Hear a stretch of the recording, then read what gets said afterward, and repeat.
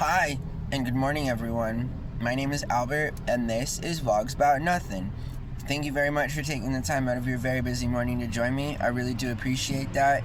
Today, we're talking about New Mexican heritage and culture, as well as what it means to be a Hispanic living in northern New Mexico, central northern New Mexico, as it would be.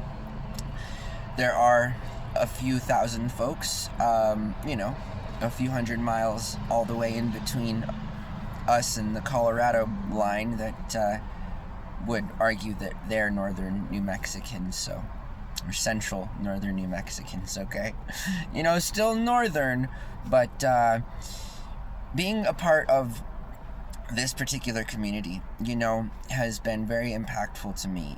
I think being a part of any culture is very impactful to anyone, and I feel like in the last 50 to 100 years, a lot more people than not have been displaced. They've immigrated. They've done things that are life-changing and altering and have put them in a situation in which, they're first-generation Americans, second-generation, all this different stuff. And what's interesting about New Mexico is that, without argument, all of the people and all of the families who lived here before 1912 are indigenous, right?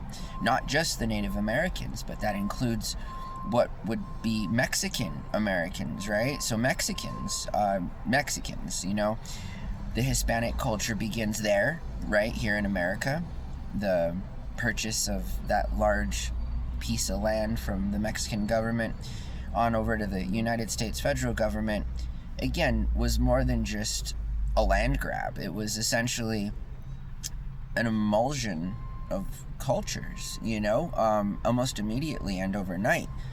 1912, whatever day in that year that it happened, this piece of property then became under the supervision of the United States federal government.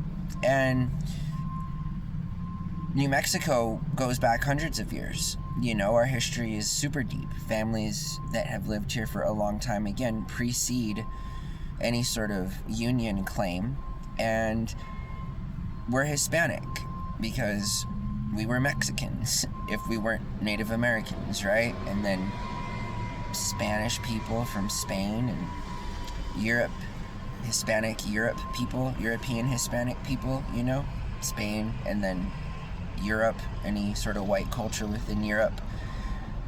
It's really interesting. I've traveled all over, not the world, but all over the country, definitely. At least in the landlocked places. I've never been to Alaska or Hawaii. I plan on being in Alaska a substantial amount of time in the future. Hawaii, I have no plans. No plans to be in Hawaii anytime soon, but I guess you never know. I'm not a fan of islands. I guess technically a continent is one big-ass island. I mean, 80% of the world is water, and the only 20% of it is on the surface and is land. I don't know. Sounds like a water planet to me, but what do I know? Sounds like a bunch of big-ass chunks of rock and land floating around a large body of water. That's what that sounds like. I'm pretty sure that's true. So, I don't know. I'm not a scientist. You might want to fact check me. I do know that the New Mexican culture is more than just pre-founding of the Union claim that we now know of as New Mexico. I think the food and the blend of both native Spanish people, as it would be, Mexicans, and indigenous Native Americans, we have some of the most coolest Spanish dialect, just as every place that speaks its own variation of Spanish. The Spanish spoken here is something you'll not hear in other parts of the world, for sure. It's very local, and what's interesting is to see local culture still thrive, which is where you get your stereotypes from, People have accents on the East Coast, or people from the East Coast here think that people from the West have accents and so forth, or cowboys. Whatever it is, ghetto talk. I mean, A lot of people attribute that just to a certain color of skin, but I tell you, where I come from, that's just how you talk if you're poor. You know what I mean? And what's messed up is that, usually speaking, poor people are black or brown people, or they include underprivileged white people, because there are groups of white people that not only just hate black and brown people, but hate other white people. So, the world is so full of hate that you can sort of take your pick, I guess. It's really sad. But here in New Mexico, just as in the entire United States population, Hispanics are the predominant culture, the predominant ethnic group, I guess, as it would be described in lay terms, technical, professional lay terms. I enjoy being here. The food is spectacular, and that's one of the things about being here is the food and the blend of all these cultures.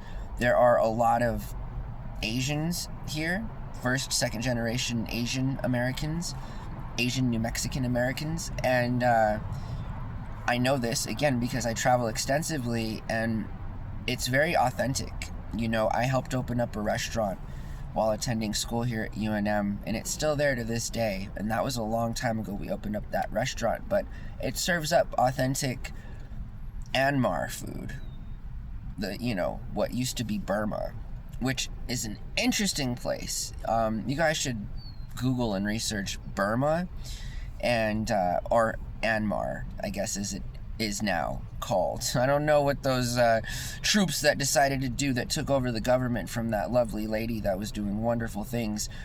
It is, in fact, a city, nation, state, so it's already in its own sort of limbo as jurisdiction is concerned and stuff, but great place in the world from what I hear, and just another gathering spot for a bunch of different Asian ethnic groups and so forth. And I tell you, some of that food is so good.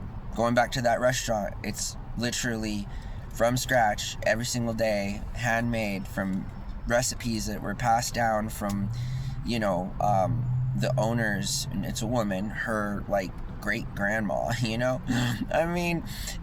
way before Burma was Burma. I don't know what Burma was before Burma, and I don't know how city nation states become to be established and or founded as such, just because I myself have a couple good ideas for where there could potentially be city nation states here in the United States, and they're very nuanced places that quite frankly have a lot of unchecked power as it goes, playing the whole capitalist game and so forth. Whatever Sweden does and whatever city nation states do are definitely a recipe for success. They offer sovereignty as well as protection from war and stuff, but there aren't, again, that many city nation states in the whole world, and those that exist are protected, absolutely, for all things that are essentially evil, you feel me?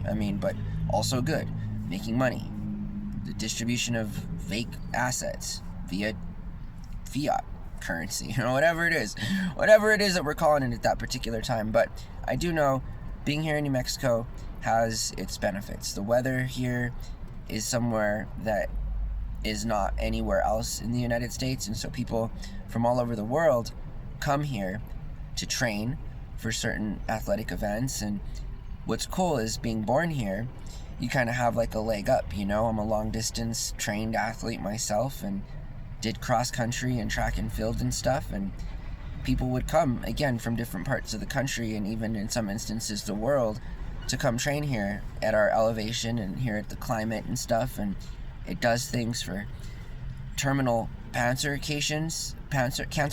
It does things for the respiratory system.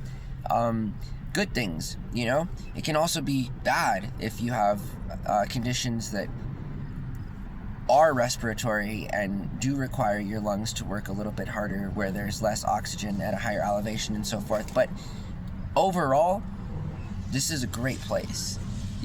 What's not cool is New Mexico consistently ranking in some of the lowest and worst areas of data that are compiled every year from the United States federal government, like property crime, violent crime, things that people generally seem to get into when economies are hurting and there aren't any jobs, to be quite frank. But that's what a socialist would say, Instead of blaming the people, it would sort of just be like, let's take a look at ourselves here for a second. What are we giving these people to do exactly? And what are they doing instead, kind of a thing, Ain't never really lived in a time where the government was like clear and open about wanting you to have a good life.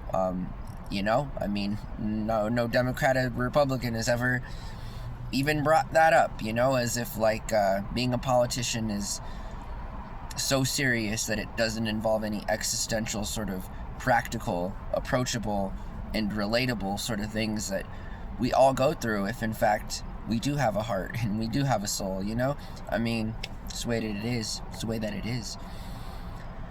I hope that you guys have a really good day. Thank you for watching my show. I hope I'm not going to post this one. This is a lighting